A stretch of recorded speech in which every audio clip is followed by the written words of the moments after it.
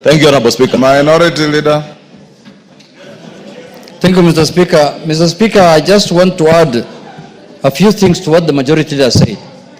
Mr. Speaker, this issue of RMLF has been on this floor now for some time, even since last Parliament, Mr. Speaker. Mr. Speaker, what I have come to realize, there is a systematic program going on in this country to disconnect members of this House from the public completely. Mr. Speaker, I don't know where that plan is hatched, Mr. Speaker, whether it is in the executive or in the judiciary or somewhere. Mr. Speaker, there is a serious plan to disconnect members of parliament, especially members of the National Assembly, from the public, Mr. Speaker. Mr. Speaker, people tell you that it is not your work to bring development to the people. If I cannot bring development to my people, what is the constitutional requirement of representation? You represent people so that you can speak on their behalf on the floor of the House to get resources to the public, Mr. Speaker, if I understand it well. Mr. Speaker, this is something that this House will not accept. Mr. Speaker, look at what's happening in the counties. We are not against devolution. We completely support devolution, Mr. Speaker. But Mr. Speaker, we have to analyze since the last 10 or 12 years whether devolution has worked for this country. The only things we see in devolution is conferences every year that shows us beans, ndengu, carrots, cucumber, cassavas grown in our areas, Mr. Speaker. Those things have been happening since independence. My grandmother has been growing cassava since Kenya became independent, Mr. Speaker. That's what you are being shown in devolution conferences. There is nothing serious that has happened in terms of devolution since devolution came into place, Mr. Speaker. Truth must be said. We must be truthful to the people, Mr. Speaker. Sure. Look at the amount of money that has been devolved in this country. Trillions of shillings since devolution came into place. Nothing to show for it. Nothing, completely nothing, Mr. Speaker. Let's be honest to Kenyans. Mr. Speaker, we don't want to describe them as devolved corruption. But people are preoccupied. Mr. Speaker, can we have order here? People are preoccupied with the little money that has been devolved through NGCDF, little money that has been devolved to the constituencies through RMLF, and people don't take note of the billions of shillings that are being devolved every financial year, Mr. Speaker. Counties are getting their money. They are never in arrears. Even if they're in arrears, it's 1 month, 2 months, in the end the money goes down to the ground. There are counties that are holding billions of shillings in their central bank accounts. I was reading in the newspaper the other day that there are counties that have not spent 48 billion shillings, Mr. Speaker. They are lying idle in their account. And they are still demanding for more money. They're saying, oh, the national government has not devolved. Lastly, Mr. Speaker, these people who are calling themselves here Nairobi, Kera and Kura, these people must know that these are organs of national government. They are not part of county government. They are oversighted by this House. This Director General of Kera, Mr. Speaker, this man is a joker. I can tell you for true. Yes. He thinks that he is supposed to report to counties. Which governor oversights him?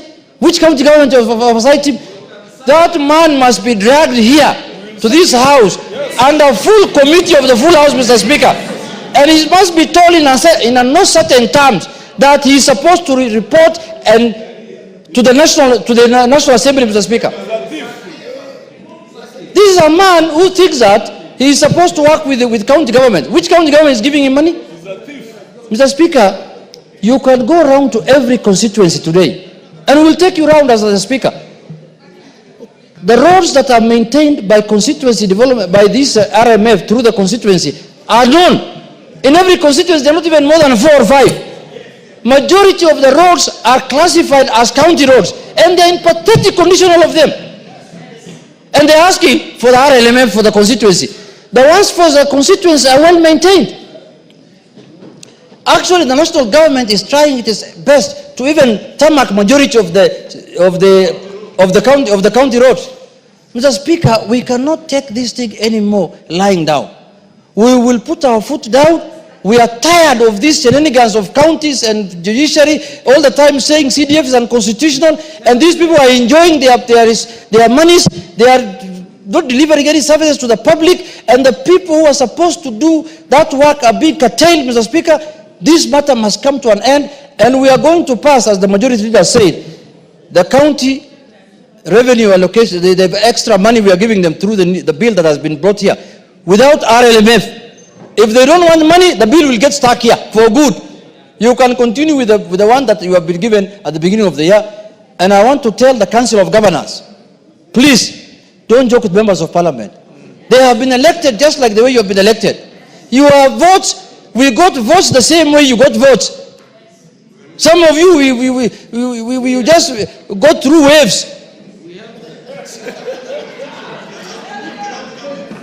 You know, there are people who are saying, when the new constitution was being formulated, governors should have been appointed job.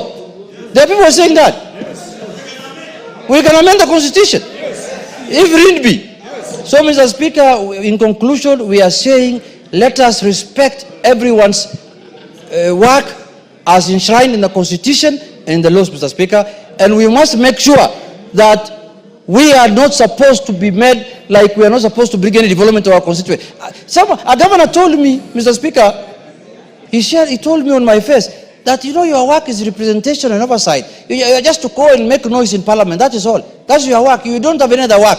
I told him, my friend, you should have slept.